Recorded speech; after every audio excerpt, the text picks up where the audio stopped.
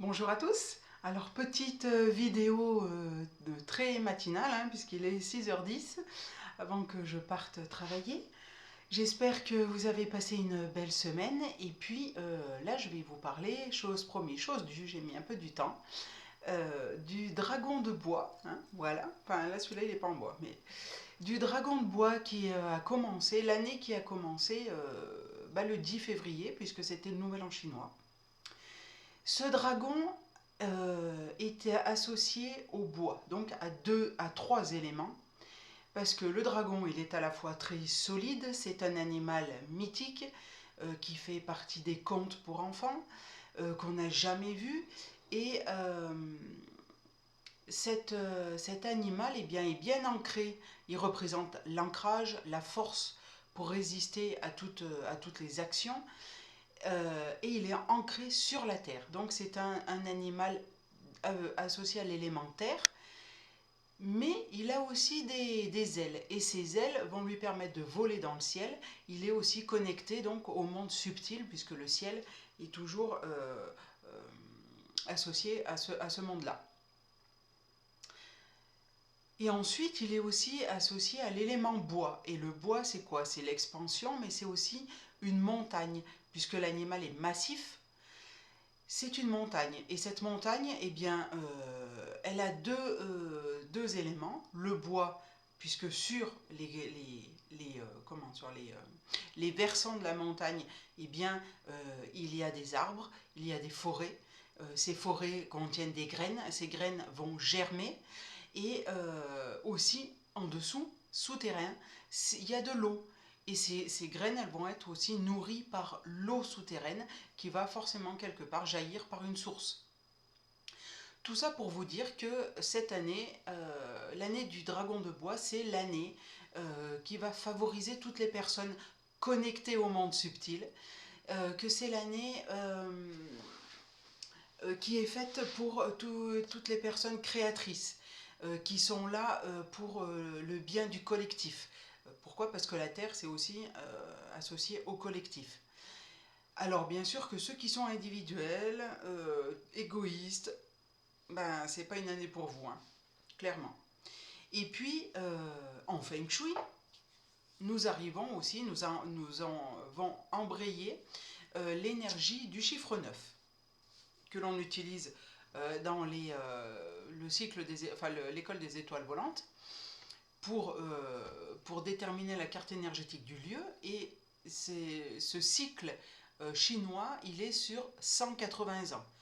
C'est-à-dire que l'énergie du 9, associée, si je reviens à mon carré Lochou, associée au sud et donc à l'élément feu, eh bien, s'est produit, la dernière fois qu'il s'est produit, c'était 1844. Voilà. Cette période de 180 ans est divisée en trois périodes de 60, et ces trois périodes de 60 ans sont chacune divisées en périodes de 20 ans. C'est ce que l'on appelle les millésimes. Et nous avons terminé le millésime 8, le chiffre 8 est associé à l'élémentaire, à la réflexion, à l'ancrage, pour arriver au chiffre 9. Le 9, c'est associé à l'élément feu. L'élément feu, c'est la mise en lumière. Donc c'est la mise en lumière de tout ce que vous avez fait, de tous vos projets professionnels. C'est-à-dire que cette année, c'est l'année des révélations. Que nos projets pro vont démarrer, mais aussi personnels, amoureux, etc. Voilà. Dans tous les domaines de vie, puisque sur le carré Lochou, quand on arrive en 9, c'est la mise en lumière du projet qui a germé sur les 8 autres secteurs. C'est l'année de la mise en lumière. La mise en lumière de quoi? Eh bien, des mensonges. C'est l'année de la vérité qui va sortir. C'est l'année des nouvelles idées, des idées créatrices, imaginatives.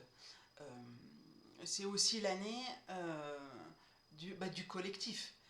Comme je vous l'ai dit, tout ce qui est individuel, alors là, c'est même pas la peine d'y penser parce que c'est pas votre année. Et puis, au point de vue humanité, eh bien, on a la dualité, hein. Ça me fait penser un peu à Star Wars, hein. L'ombre, la lumière, voilà. Du côté obscur de la force ou à fond dans la lumière. Pourquoi? Parce qu'on a le choix de continuer sur notre lancée, sur ce qui a été fait ces 20 dernières années, voire même plus, et on sait très bien que c'est voué à l'échec, ou évoluer vers la lumière et dans ce cas-là, eh bien, avoir de nouvelles idées, de nouvelles pensées, de travailler en collectif, en comité de citoyens. Pourquoi je vous dis ça? Parce que ça va arriver, en fait. C'est sûr qu'il va falloir passer par une période un peu compliquée, transitoire, voilà, transitoire, hein, puisque je vous disais qu'on était aussi dans les énergies de 1789. Et tout ça pour justement arriver à un nouveau cycle qui va permettre euh, qui va permettre justement de nouvelles choses. Je vous avais dit aussi que c'était qu'on rentrait dans l'ère du Verseau. Alors là, bon, c'est au point de vue astrologique, je ne sais pas trop encore comment je vais vous annoncer ça. Je vais faire une vidéo certainement là-dessus. Et associé aussi euh, à tout ce qui est arnaque. L'ère du Verseau, c'est ça, hein, c'est un peu les arnaques, donc méfiez-vous, parce que moi, là, sur les réseaux, en ce moment, il y a beaucoup de choses qui apparaissent. Vous allez gagner, juste en faisant un clic, des choses formidables, et en fait, voilà, ce sont des sites frauduleux. Alors, méfiez-vous bien de tout ça. Et puis, cette année, eh bien, c'est une année, pour résumer, c'est une année pour l'imagination, de stabilité, hein, d'ancrage à la terre, mais aussi d'imagination.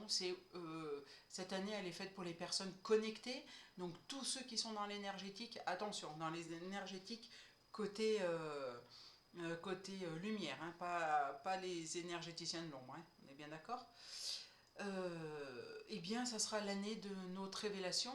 Ça sera, voilà, pour moi, ça sera la communication animale, le feng shui, les passages d'âme et les nettoyages des lieux. Pour d'autres, ça sera d'autres soins énergétiques, le reiki, etc. Le magnétisme, voilà.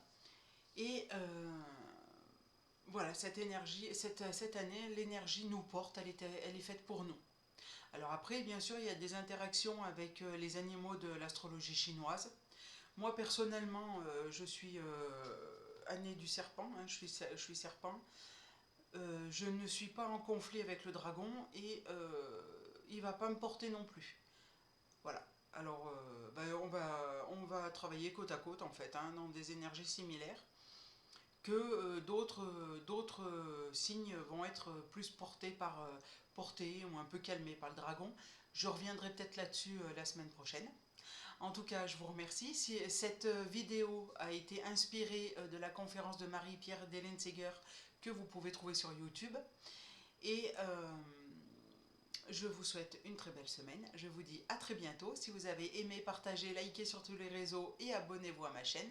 Si vous souhaitez une communication animale, une expertise feng shui de votre habitat, un nettoyage énergétique des lieux ou un passage d'âme, eh bien, je vous laisse me contacter à marilenallegre@gmail.com. Je vous souhaite une très belle semaine et vous dis à lundi prochain. Bye bye!